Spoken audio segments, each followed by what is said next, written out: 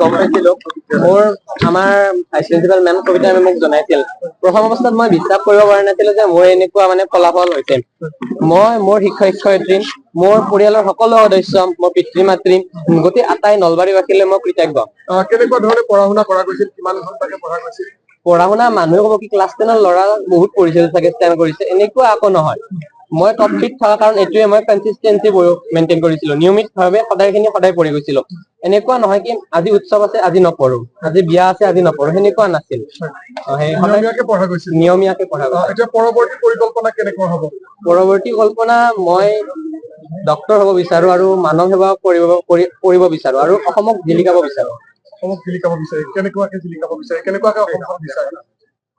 এতিয়া বৰ্তমান অৱস্থাত চিকিৎসা মাধ্যমটো বহুত খৰচীয়া হৈ গৈছে মানুহৰ বহুত খৰচ যায় মই বিনামূলীয়াকৈ চিকিৎসা দিব বিচাৰো সেইকাৰণে সেনেকুৱাকে মই অসমখনক টনকিয়াল কৰিব বিচাৰো বিনামূলীয়া চিকিৎসা সেৱা আগবঢ়াবৰ মন হয় মই এইখিনিতে জানিব বিচাৰিম এইবাৰ যিহেতু 2000 পৰিৱেশ ক'ব গ'লে অলপ বিনষ্ট হয় কাৰণ বাটেৰে তো ডিজে বজাই যাব স্পিকাৰ লগাই যাব অলপ কিবা মাইণ্ডটো ভাঙি যায় ল'ৰা ছোৱালী পঢ়ি থকা সময়খিনিত কিন্তু সেইটো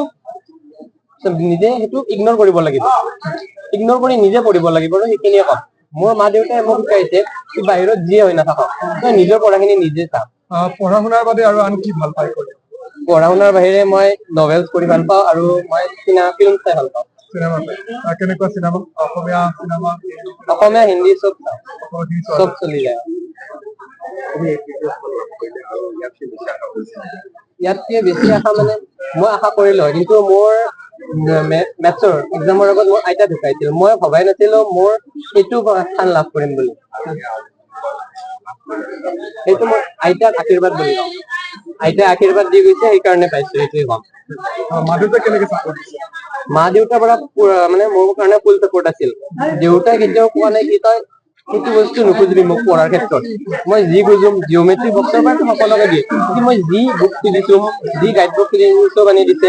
তাৰোপৰি মোৰ মায়ে মোক বহুত সহায় কৰা বুলি কওঁ কাৰণ যেতিয়া মই অসমীয়া নোটছ লিখিবলৈ বহুত টাইম লাগে মই কাৰো নোটছ কালেক্ট কৰা নাছিলো মোৰ মায়ে মোৰ অসমীয়া নোটছ লিখি দিছিল সেইকাৰণে মই মোৰ মা মোৰ দেউতাক বহুত ধন্যবাদ জ্ঞাপন কৰিব বিচাৰো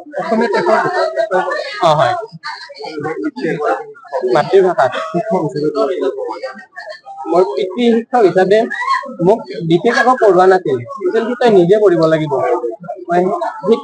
সেইটো বাক্যই মোক বহুত বেছি অনুপ্ৰেৰণা জনাইছিল কাৰণ কৈছে নিজে পঢ়িব লাগিব নিজে বুজিব লাগিব আৰু বৰ্তমান সময়ত মুখস্থ নচলে সকলো নিজে বুজি পঢ়াটোৱে মেইন কথা আৰু এইটো মেইন টপিক বুলি ভাবি ল'ব লাগে ল'ৰা ছোৱালীয়ে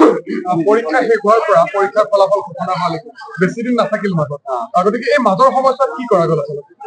কৰা গ'ল মানে মই এইখিনি মই চিনেমাই চাইছো ক'ব গ'লে ঘৰতে আছো চিনেমাই চোৱা খেলা ঠিক আছে পুনৰবাৰ শুভেচ্ছা আৰু অভিনন্দন জনাইছো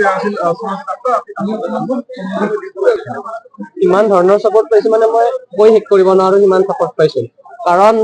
এনেকুৱা লাষ্ট 3 ইয়াৰ্ছত 8, 9, 10ত ল'ৰা এজনে বা ছাত্ৰ এজনে বহুখিনি পৰিমাণে বৃহৎ চিলেবাছ পায় হোল চিলেবাছ পঢ়িব লাগে আগতেতো নাথাকে আমাৰ এনেকুৱা নাছিল তেনে সেই সময়ছোৱাত আমাৰ বহুত ডাউট হয় স্কুলত থকা সময়ত হয় ঘৰত থকা সময়ত হয় কিন্তু এনেকুৱা নাছিল কি ঘৰত থকা সময়ত মই ডাউটটো লৈ বহি আছিলো মই মোবাইলৰ ব্যৱহাৰ কৰো শিক্ষক শিক্ষয়িত্ৰীক সেইখিনি ডাউট পঠাই দিওঁ আৰু তৎক্ষণাত কেতিয়াবা 1 ঘণ্টা লাগে কেতিয়াবা 2 ঘণ্টা লাগে আৰু তৎক্ষণাত তাৰে উত্তৰ মোক বুজাই দিয়ে ভইচ নোট দিয়ে ভইচ ৰেকৰ্ডিং কৰি দিয়ে বা ফটো মাৰি মেথছ এটা দিলে সলভ কৰি দিয়ে বা কেতিয়াবা ফোনতো বুজাই দিয়ে কিমানখিনি লৈকে মোক সহায় কৰিছে শিক্ষক শিক্ষয়িত্ৰীয়ে আজি সঁচাকৈ খুব ভাল লাগিছে খুব আনন্দৰ দিন আমাৰ কাৰণে আমাৰ স্কুলৰ গোটেই শিক্ষক শিক্ষয়িত্ৰী আমি আজি উৎফুল্লিত কাৰণ টপ 3 হোৱাৰে পৰা 2 বছৰ আমাৰ কোনো পজিশ্যন পোৱা নাছিলে যদিও আগতে আমাৰ প্ৰতি বছৰে পজিশ্যন পাইছিলে কিন্তু এইবাৰ ব্ৰেক কৰি পেলাই টপ 3টো পজিশ্যন পাবলৈ সক্ষম হৈছে সুৰজিত আক্তাৰে যুটীয়াভাৱে হ'লেও 3য় স্থান পাই আমাৰ স্কুলৰ কাৰণে গৌৰৱ কঢ়িয়াই আনিছে এয়া আমাৰ কাৰণে অতি গৌৰৱৰ কথা আমি গৌৰৱান্বিত সুৰজিতক লৈ সুৰজিতৰ ভৱিষ্যত ভাল হওক তাকে কামনা কৰিছোঁ সুৰজিত আৰু এটা কথা সুৰজিত নাৰ্চাৰীৰ পৰা আমাৰ স্কুলত পঢ়িছিল